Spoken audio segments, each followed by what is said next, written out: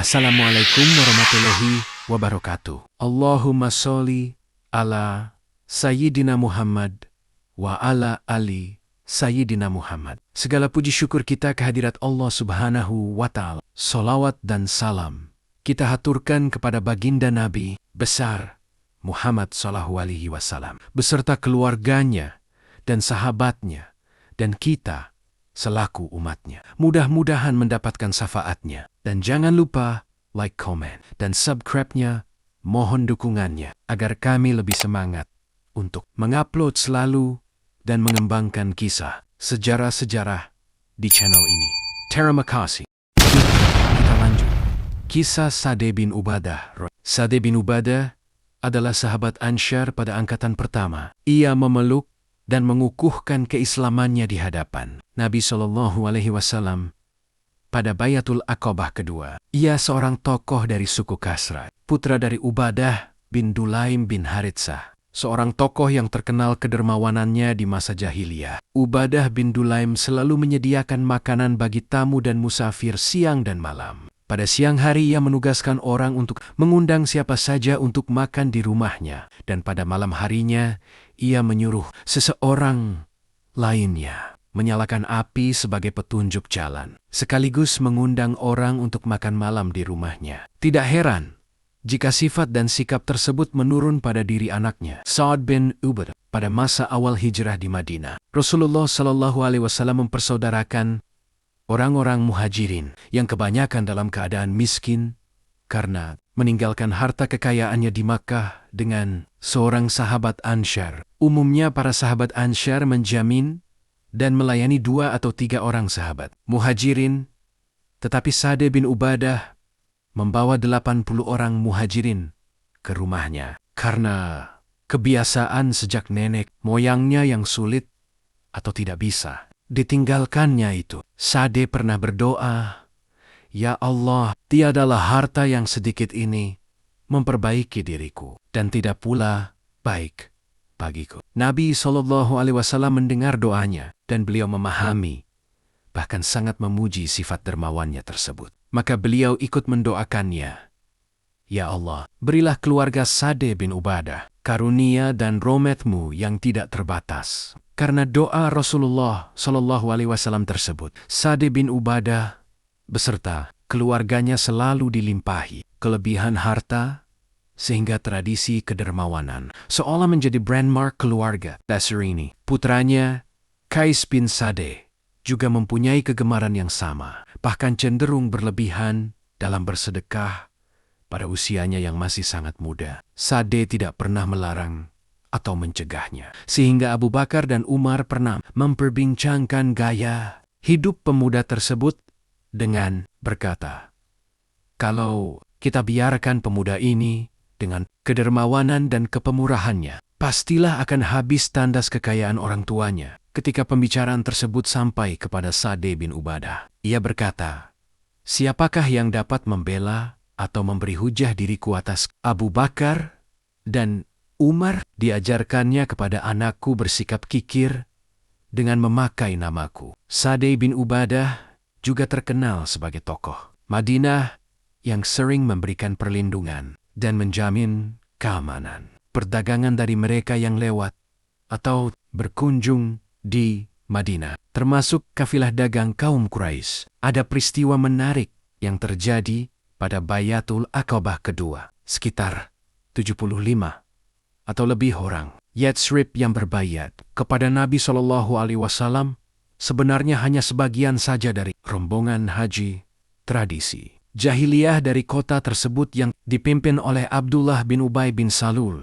Ketika bayat yang dilakukan pada sepertiga malam akhir di salah satu hari Tashrik telah selesai, tiba ada orang yang memergoki pertemuan tersebut dan berteriak memanggil, "Kaum Quraisy." Nabi SAW segera menyuruh mereka kembali ke perkemahannya, berbaur dengan kaum musyrikin Yatsrib lainnya, dan pura-pura tidur. Pada pagi harinya, ketika kaum Quraisy mendatangi perkemahan orang Yatsrib untuk mengecek kebenaran berita tentang pertemuan sebagian mereka dengan Nabi SAW, dan tentu saja Abdullah bin Ubay menolak dengan keras tuduhan tersebut. Memang, selama ini penduduk Yatsrib selalu memberitahukan kepada Abdullah bin Ubay tindakan dan keputusan yang mereka ambil. Mereka tidak berani melangkahinya begitu saja. Tetapi pada peristiwa ini, untuk pertama kalinya, mereka menyembunyikan sikapnya dari pemimpinnya tersebut, yang kemudian hari menjadi pimpinan dan tokoh dari kaum munafik. Kaum kafir Quraisy tidak bisa berbuat banyak dengan penolakannya itu, tetapi diam-diam mereka melakukan penyelidikan.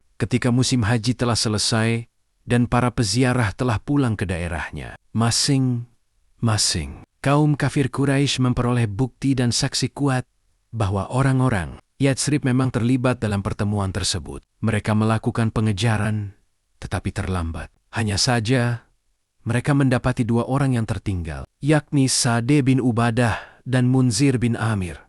Mereka melepaskan Munzir karena tampak lemah, sedang Sa'd diikat dan dibawa kembali ke Makkah. Sampai di Makkah, Sa'd lalu dipukul dan disiksa, layaknya kalangan miskin di Makkah yang memilih memeluk Islam. Padahal ia adalah tokoh terpandang dan dermawan yang sangat dihormati di Madinah. Inilah sahabat Ansyar pertama yang disiksa karena keislamannya. Atau bisa jadi Sa'd satu-satunya sahabat Ansyar yang menikmati pengalaman pahit sahabat Muhajirin yang memeluk Islam, yakni penyiksaan tokoh-tokoh kaum kafir Quraisy. Ketika penyiksaan makin memuncak dan ia mulai tampak lemah, ada seseorang yang berkata kepadanya, "Tidak adakah kalangan di antaramu yang mengikat jaminan perlindungan dengan salah seorang Quraisy?" "Ada," kata Sa'd bin Ubadah. "Siapa orang Quraisy itu?" "Jubair bin Musim dan Harits bin Harb bin Umayyah." Sa'd bin Ubadah memang pernah memberikan jaminan perlindungan kepada kafilah dagang mereka berdua ketika melewati Madinah, bahkan menjamu mereka dengan baik. Lelaki itu menghubungi kedua tokoh Quraisy tersebut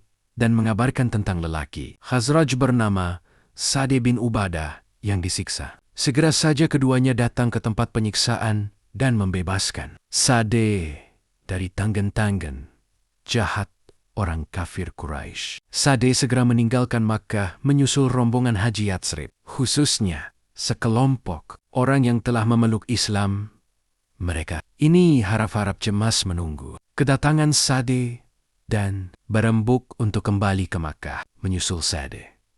Tetapi belum sempat mereka mewujudkan niat tersebut. Terlihat Sa'd datang dalam keadaan luka dan lemah. Sa'd bin Ubadah adalah seorang yang mempunyai karakter keras dan teguh pendirian. Tidak mudah digoyahkan oleh pendirian dan pendapat orang lain. Pengalaman pahit setelah Bai'atul Aqobah kedua tersebut makin mengukuhkan. Kekerasan sikapnya dalam membela Nabi SAW dan Islam terkadang terlihat menjadi ekstrim, seperti yang terjadi saat Fathul Makkah. Fathul Makkah berawal dari pelanggaran kaum Quraisy atas perjanjian Hudaybiyah. Bani Bakar yang menjadi sekutu Quraisy menyerang Bani Khuzah yang menjadi sekutu Nabi SAW di Madinah. Bahkan kaum Quraisy diam-diam memberikan dukungan senjata dan personal kepada Bani Bakar. Ketika orang-orang Bani Khuzah berlindung ke Tanah Suci, Makkah yang memang diharamkan menumpahkan darah di sana, mereka tetap membunuhnya. Dan kaum Quraisy sebagai pengelola Tanah Suci Makkah membiarkan itu terjadi. Beberapa orang Bani Khuza'ah pergi melaporkan peristiwa tersebut kepada Nabi SAW di Madinah. Beliau pun menghimpun pasukan besar berbagai kabilah dan masing-masing dipimpin oleh tokoh kabilahnya. Dan bendera kaum Ansyar diserahkan kepada Sa'd bin Ubadah. Ketika mulai memasuki kota Makkah, terbayanglah di pelupuk matanya bagaimana Nabi SAW dan para sahabat pada masa awal mengalami berbagai siksaan dan ancaman dari kaum kafir Quraisy. Terbayang juga bagaimana perilaku mereka ketika merusak dan menyayat jenazah para syahid di medan perang Uhud. Bahkan masih jelas terasa siksaan yang dialaminya ketika ia selesai mengikuti Bai'atul Aqobah kedua. Karena itu ia berkata, "Hari ini hari berkecamuknya perang. Hari ini dihalalkan hal yang disucikan. Hari ini Allah akan menghinakan Quraisy." Perkataannya ini terdengar oleh Abu Sufyan yang merupakan pucuk pimpinan kaum Quraisy. Walau saat itu ia telah mulai tertarik untuk memeluk Islam dan melaporkannya kepada Nabi SAW. Abdurrahman bin Auf juga mengkhawatirkan sikapnya. Bahkan, Umar bin Khattab berkata, "Ya Rasulullah, dengarkanlah apa yang dikatakan oleh Sa'd bin Ubadah. Saya khawatir kalau ia akan menyerang kaum Quraisy hingga tumpas." Mendengar pendapat tersebut, Nabi bersabda, "Justru hari ini adalah hari diagungkannya Ka'bah, dimuliakannya kaum Quraisy." Setelah itu Nabi SAW mengirim utusan untuk memerintahkan Sa'd menyerahkan bendera Ansyar kepada anaknya, Qais bin Sa'd. Sebagian riwayat menyebutkan bendera tersebut diserahkan kepada Ali atau Zubair bin Awam. Tentu saja dengan senang hati, Sa'd memenuhi perintah Nabi SAW tersebut, karena apa yang dikatakannya hanyalah ekspresi dirinya dalam rangka membela Nabi SAW dan Islam, bukan sikap dendam pribadi. Sikap tegas dan jauh dari kemunafikan tampak pada diri Sa'd bin Ubadah seusai Perang Hunain. Pada pertempuran tersebut, banyak sekali ganimah rampasan perang yang diperoleh pasukan Muslim. Tetapi Nabi SAW mendahulukan, membagikannya kepada orang-orang Quraisy yang baru memeluk Islam. Bahkan ada yang masih menunda memeluk Islam, padahal pada awal peperangan mereka ini sempat meninggalkan arena pertempuran. Sementara kepada kaum Ansyar, beliau tidak menyisakan sedikit pun dari ganimah tersebut. Padahal justru mereka yang banyak berperan melindungi Nabi SAW dan akhirnya berhasil membalikkan keadaan dan memenangkan pertempuran. Para sahabat Ansyar hanya berbisik-bisik memperbincangkan sikap beliau tanpa berani menyampaikannya kepada Nabi SAW. Keadaan ini tidak disukai oleh Sa'd. Karena itu ia menghadap Nabi SAW dan berkata, "Ya Rasulullah, golongan Ansyar merasa kecewa atas sikap engkau dalam hal harta rampasan, ganimah yang kita peroleh. Engkau membagi-bagikan kepada kaummu dan pemimpin-pemimpin Quraisy secara berlebih. Sementara kepada kaum Ansyar, engkau tidak memberikan sedikit pun." Nabi SAW tersenyum mendengar perkataan Sa'd yang terus terang tersebut dan bersabda, "Bagaimana dengan dirimu, sikapmu sendiri, wahai Sa'd?" "Ya Nabi Allah, aku ini tidak lain hanyalah salah satu dari kaumku saja." Nabi SAW memerintahkan Sa'd mengumpulkan kaum Ansyar di suatu tempat. Sa'd melaksanakan perintah beliau. Beberapa orang muhajirin ingin ikut serta, tetapi Sa'd menolaknya. Tetapi pada sebagian yang lain, Sa'd membolehkan mereka hadir dalam kumpulan kaum Ansyar tersebut. Setelah semua berkumpul, Sa'd menjemput Nabi di majelis kaum Ansyar ini. Nabi SAW berbicara panjang lebar mengenai apa yang menjadi ganjalan dan beban terpendam dalam diri mereka soal ganimah. Beliau juga mengingatkan tentang masa jahiliyah dan keislaman mereka. Terlalu panjang untuk dijabarkan pada kisah Sa'd ini.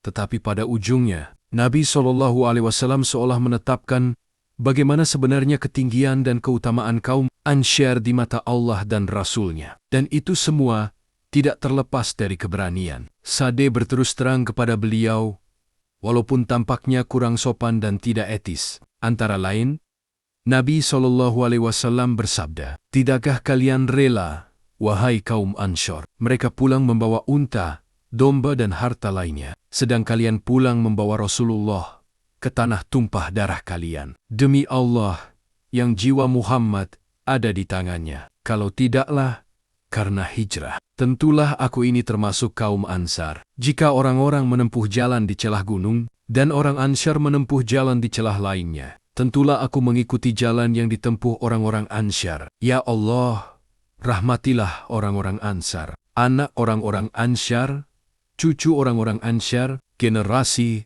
demi generasi." Orang-orang Ansar, termasuk Sa'd, menangis sesenggukan mendengar penjelasan Nabi SAW hingga air mata membasahi jengat-jengat mereka. Dengan haru, mereka berkata, "Kami ridho dengan pembagian Allah dan Rasul-Nya." Ketika Nabi SAW wafat dan para tokoh muslimin bertemu di Sakifah, Bani Sa'idah, untuk menentukan khalifah pengganti beliau, Sa'd berdiri pada kelompok sahabat Ansyar yang menuntut agar kekhalifahan dipegang kaum Tetapi ketika musyawarah mengarah kepada dipilihnya Abu Bakar, yang memang sudah sangat dikenal keutamaannya di sisi Rasulullah ia bersama kaum Ansyar yang mendukungnya dengan ikhlas hati berbaiat kepada Abu Bakar dan melepaskan tuntutannya. Ketika Abu Bakar wafat dan Umar terpilih sebagai khalifah, Sa'd ikut berbaiat kepadanya.